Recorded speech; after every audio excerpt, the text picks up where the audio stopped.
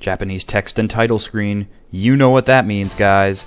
Hello, I'm DeoGenZ. Welcome to my Let's Play of Pokemon+Nobunaga's Ambition, the game that recently just came out in Japan. Finally got it up and running on my recording system, and if you want to find out how I'm capturing such glorious DS footage without any lag or audio blips, then you could just go onto my channel and search how to capture DS and it should come up. You have the choice of male or female as usual, and right off the bat I must say these characters' art design is impressive. It's nice to see them more mature and looking like they're gonna kick ass.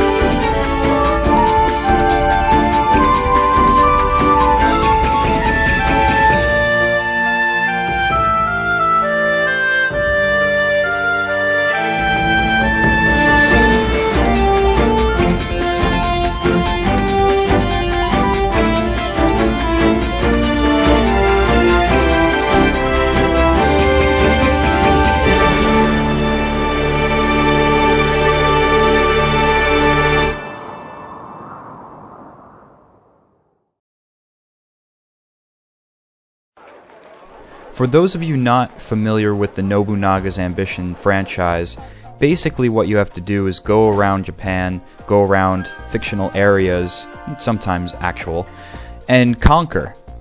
So we are basically traveling Ronin on our destiny path to conquer with our many flags that we will have around the Ransei region, and we do this with the help of our Pokemon this time. I've never played a Nobunaga's Ambition game before, so I'm not entirely sure what to expect, other than the fact that it's a real-time strategy game, which is a first for the Pokemon series. And right away we get into battles. Differently paced than the RPG series, I will say that.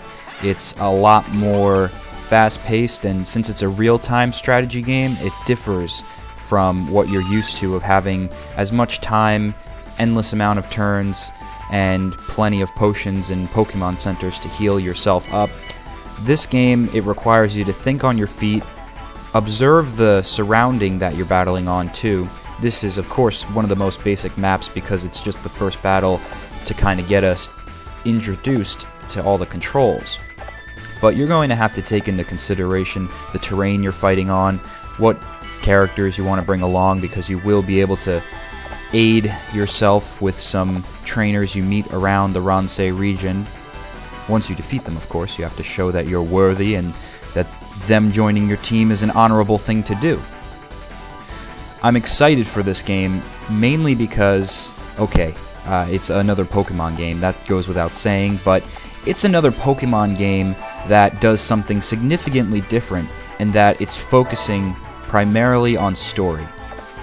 Colosseum and XD Gale of Darkness, which were typical RPGs for the series, also had a focus on story, but this is a focus on story that is mixing in a bit of Japanese history, because back when Japan was, I guess the whole region you could say was wild, there was a large civil war, many wars and many battles going on within it.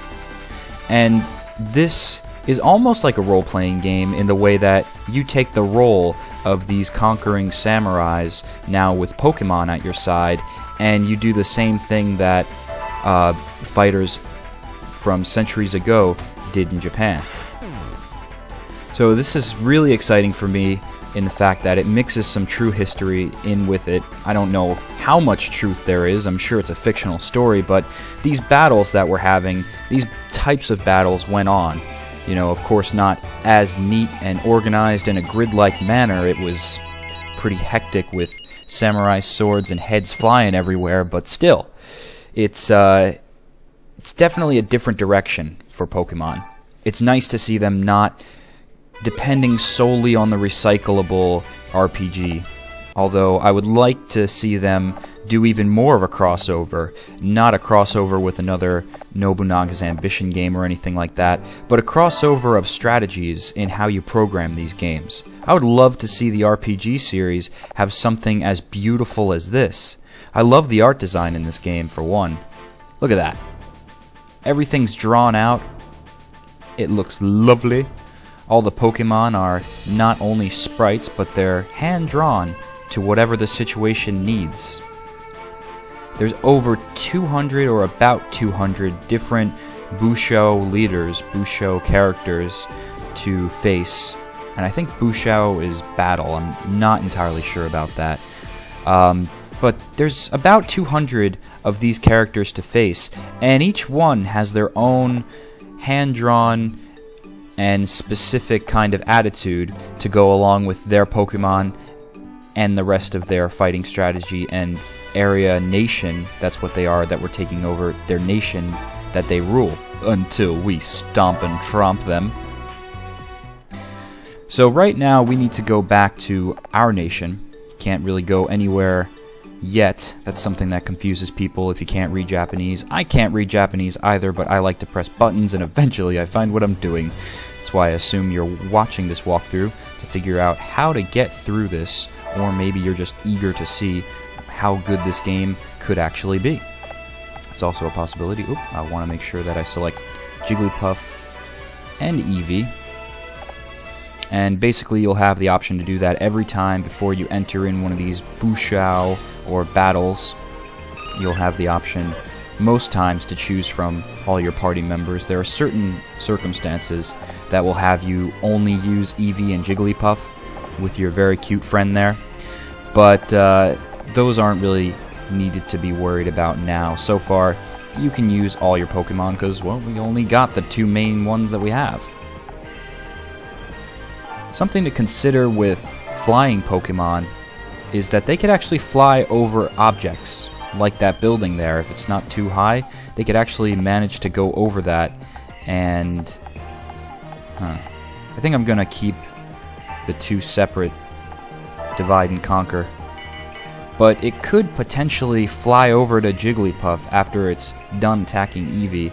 So that's something to also be mindful of. Not only do you have to look for gaps and areas on the terrain that are going to be most beneficial for you to move in and corner your opponent, but you also have to make sure that you're not left vulnerable by those that can fly over or go in water or truck through lava, because there are definitely a bunch of different areas that will have these kind of hazards that will block your main Pokemon being normal, but it will be an advantage to whoever you're versing. And that's what kind of heightens the excitement of this game too. You might not be a real-time strategy fan.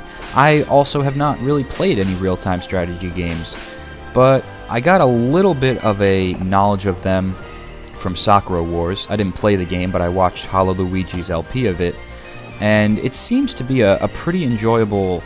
Aw, damn it. It seems to be a pretty enjoyable game genre. It's almost as if this is the way that you'd experience an anime-type experience the most. I guess you could consider me sort of an otaku, someone who is crazy about all things Japan.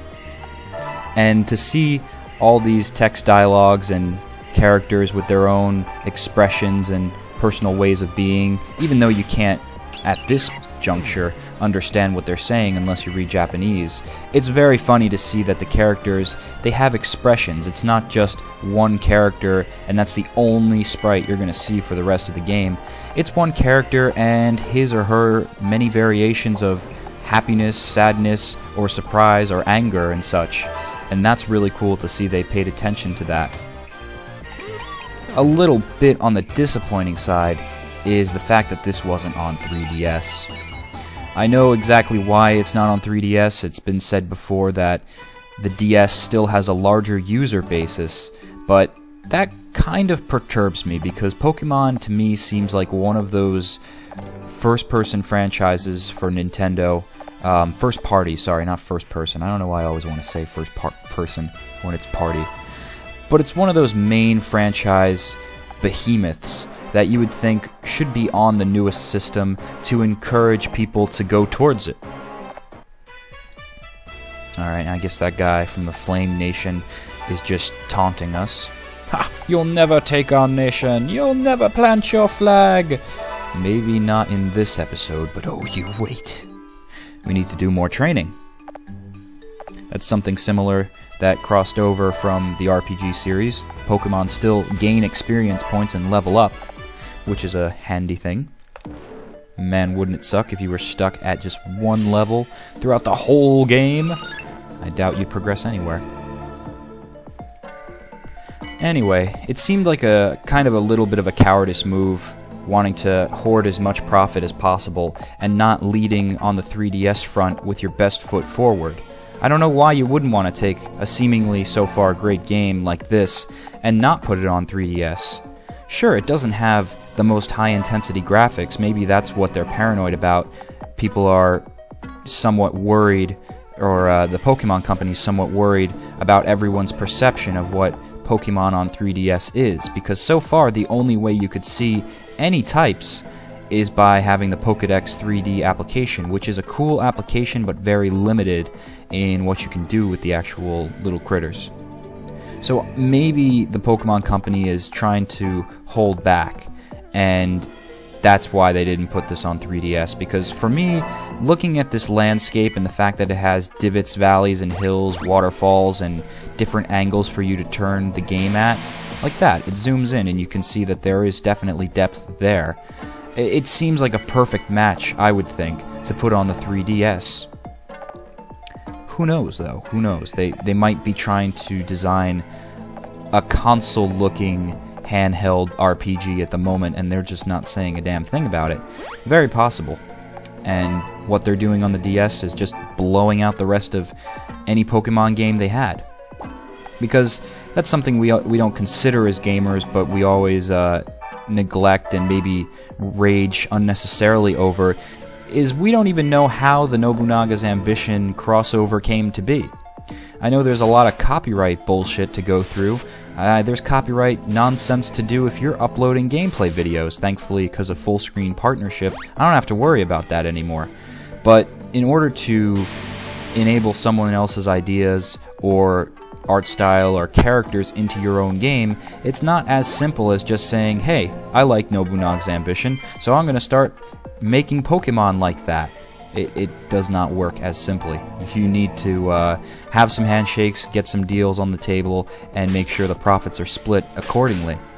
So I am appreciative that some kind of new experience is coming out, and that's why I only want to say that little gripe now about it not being on 3DS, and it's not even a huge gripe, it's just more of a missed opportunity, something that's a bit of a bummer. So the way that I am attacking here, the way that you move around the map, you select the Pokemon, and then that blue space indicates how far you can take them. And you'll know that you're selected on the Pokemon when you see its silhouette, kind of transparent silhouette, see, of Jigglypuff there. That's where you'll be moving it, kind of like a piece on a chessboard. Victory! And there's not only Pokemon that can be found on the map, sometimes there will be presents or item boxes dropped, and the way to get them is by sitting on the tile square. In fact, we did it in that last battle. Sitting on the tile square and then just waiting your turn there. You can do two things when you do move to a tile. You can wait, end your turn, or you can attack. And it won't let you attack the air. If you try to go into an attack and there's no opponents around you, it won't let you do it. So don't think that you can launch a wide-range tackle somehow. It just does not happen. Now, unfortunately, I have not done much research into who all these characters are, aside from being very well drawn, and she is adorable. But I don't know what these people are doing, beside the fact that the overall goal is to conquer nations like the Flame Nation.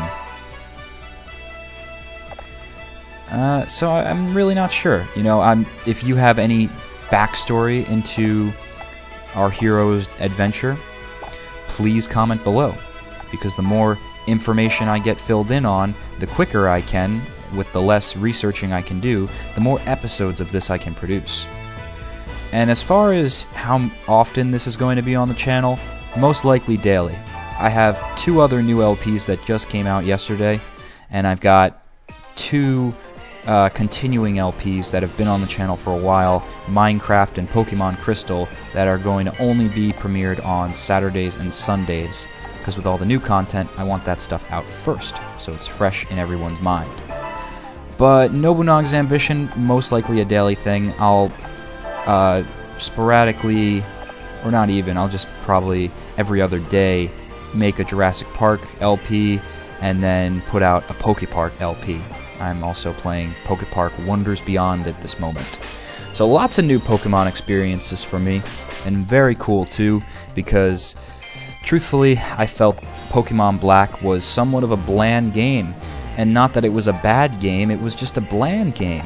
It didn't really keep me intrigued for long, and that's mainly because I don't have Wi-Fi at this point, so I can't go and battle numerous people in forums and on metagame intense matches, which normally I would be doing.